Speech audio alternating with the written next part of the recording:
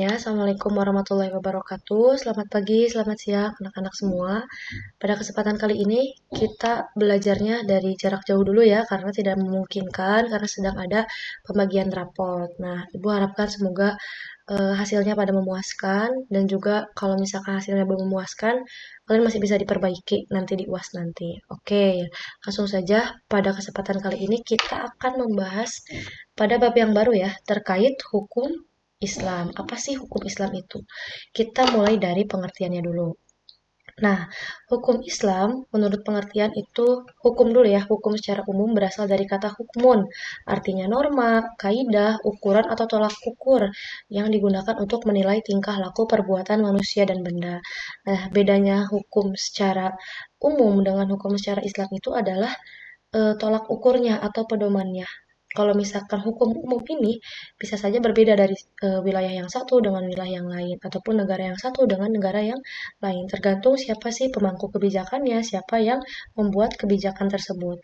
Tapi dalam hukum Islam semuanya sama, berlakunya sama di negara A, negara B, bahkan di benua yang lain-lain pun tetap akan sama gitu karena berpedoman pada pedoman yang tiga, yaitu Al-Quran, hadis, dan juga ijtihad yang nanti kita akan sama-sama bahas apa sih makna atau pengertian dari tiga aspek tersebut.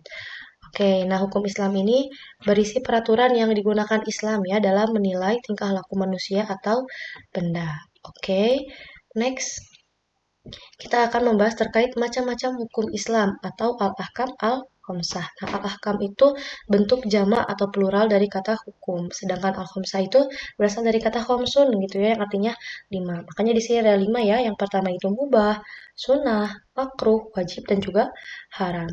Oke, kita akan bahas satu persatu. Kita mulai dari mubah.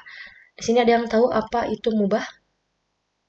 Mubah itu adalah sesuatu yang diperbolehkan atau secara terminologi, secara pengertian yang lebih jelas adalah sesuatu yang apabila kita lakukan itu diperbolehkan atau tidak berdosa, tapi dianjurkan untuk dihindari. Karena apa? Karena ketika kita tidak bisa mengontrol sesuatu perbuatan yang mudah, bisa saja kita terjerumus kepada perbuatan yang justru merugikan kita. Meskipun pada hakikatnya mubah ini diperbolehkan gitu ya. Contohnya apa? Contohnya bermain gadget, nonton televisi, bermain, dan lain sebagainya. Oke, yang selanjutnya itu ada sunnah. Nah, sunnah di sini artinya sesuatu yang apabila kita lakukan, kita akan mendapatkan pahala. Tapi ketika kita tinggalkan, kita tidak akan berdosa, tetapi konteks hukum di sini adalah rugi gitu. Kenapa rugi? Karena kita tidak akan mendapatkan pahala seperti itu ya. Meskipun memang ketika kita tidak melakukan, kita tidak berdosa ya, tapi ya rugi gitu karena kita tidak mendapatkan pahala. Dan yang ketiga ada makruh. Makruh sendiri berasal dari kata karoha dalam bahasa Arab yang artinya sesuatu yang dibenci. Makruh ini ketika kita melakukan itu kita tidak berdosa, tapi kita merugi gitu. Karena ketika kita meninggalkan perbuatan makruh, kita justru mendapatkan pahala. Nah, untuk contohnya, ini erat sekali di lingkungan kita ya. Contoh makruh itu adalah salah satunya merokok. Kemudian ada wajib. Nah, wajib ini apa sih gitu ya? Wajib itu adalah sesuatu yang apabila kita lakukan, kita akan mendapatkan pahala. Tapi ketika kita tinggalkan, justru kita akan mendapatkan dosa atau perbuatan tersebut membuat diri kita berdosa gitu ketika kita meninggalkannya. Contohnya apa? Contohnya sholat dan lain sebagainya. Kemudian yang terakhir ini ada haram. Haram ini kebalikan dari wajib. Jadi ketika kita melakukannya, kita justru berdosa atau mendapatkan dosa, tetapi ketika kita meninggalkannya, kita justru mendapatkan pahala. Seperti itu. Next, kita akan membahas terkait sumber hukum Islam. Jadi, di Islam itu yang menjadi sumber hukum itu ada tiga. Sumber hukum utama, yang pertama itu Al-Quran, yang kedua hadis, dan yang terakhir itu ada ijtihad. Kita bahas satu persatu. Al-Quran itu apa sih teman-teman gitu ya? Al-Quran itu berasal dari kata qoro'a yaqro'u Qur'anan dalam bahasa Arab yang artinya bacaan. Ingat-ingat ya, secara bahasa itu artinya bacaan. Tapi secara pengertian yang lebih jelas atau yang lebih em, yang lebih lengkap, Al-Quran itu adalah wahyu Allah atau firman Allah yang diturunkan kepada Nabi Muhammad SAW melalui malaikat Jibril yang diturunkan secara berangsur-angsur. Membacanya bernilai ibadah dan ada sebagian ulama yang melengkapi pengertian tersebut dengan dimulai dengan surat Fatihah dan diakhiri dengan surat An-Nas. Seperti itu ya pengertian Al-Quran.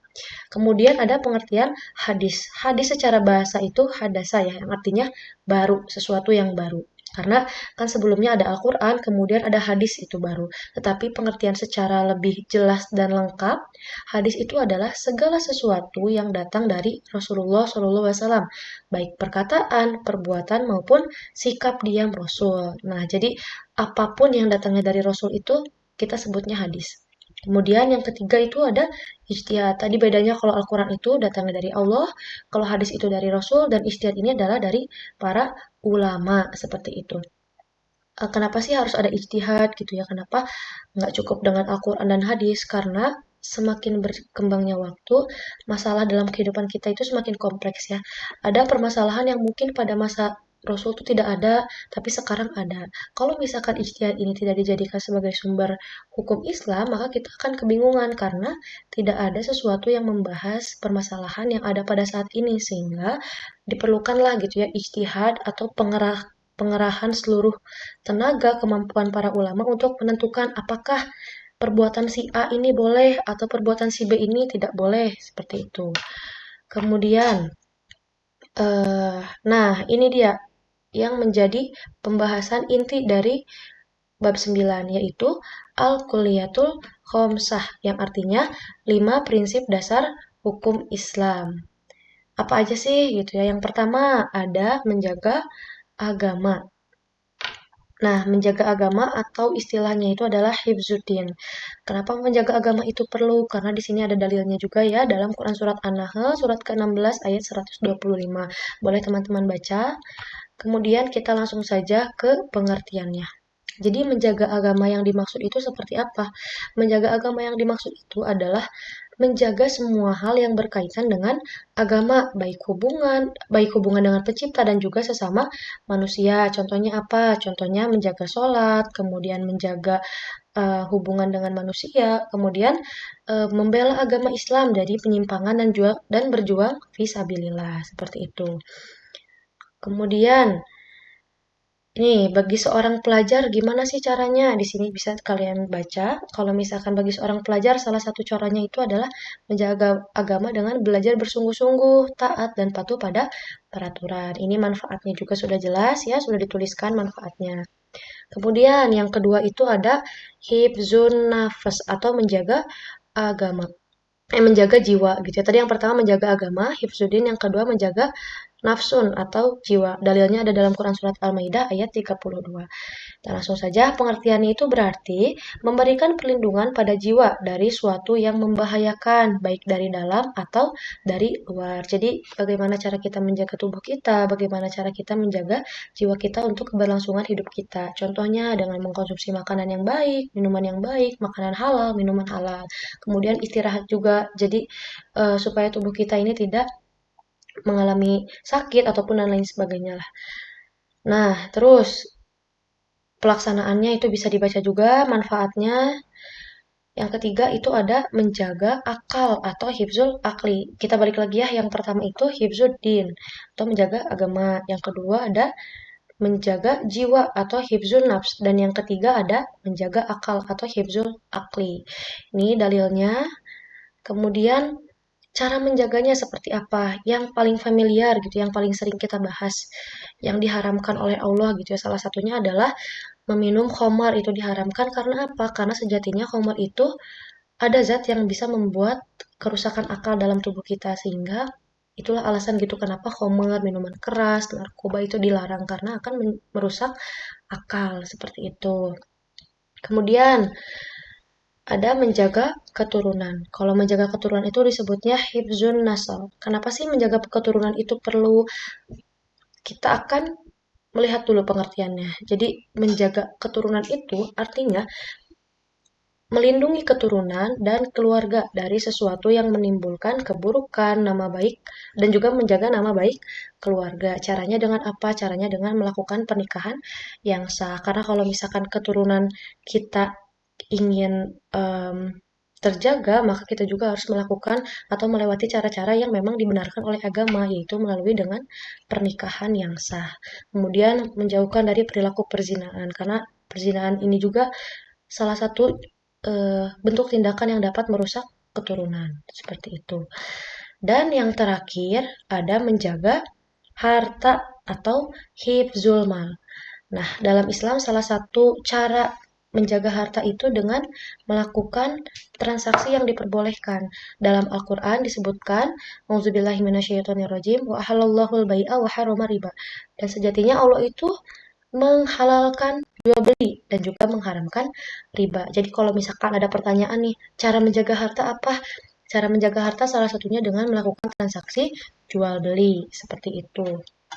Nah, kemudian ini cara bagi pelajar, contohnya menabung, tidak menghambur-hamburkan uang, dan juga menyisakan uang untuk infak dan ditabung. Oke, kita sudah berada di penghujung pembahasan gitu ya. Jadi kesimpulannya itu kita sebagai umat Islam itu wajib untuk menjaga 5 prinsip dasar Islam, yaitu yang pertama hifzuddin, menjaga agama, ya.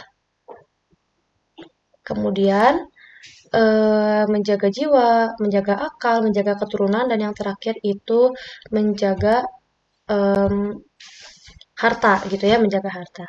Oke, karena kita sudah selesai pembahasannya, tapi pembelajaran belum selesai gitu. Jadi anak-anak silahkan kalian absensinya melalui link yang ibu share di grup.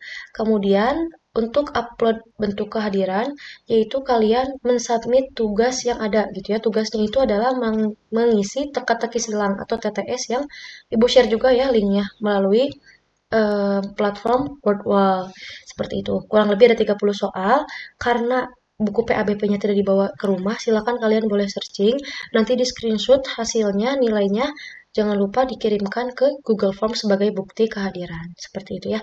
Jika ada pertanyaan silakan untuk dikirimkan di grup ataupun boleh menjapri gitu ya ketika ada pertanyaan. Nanti kita akan bahas di pertemuan selanjutnya, di pertemuan offline di minggu depan.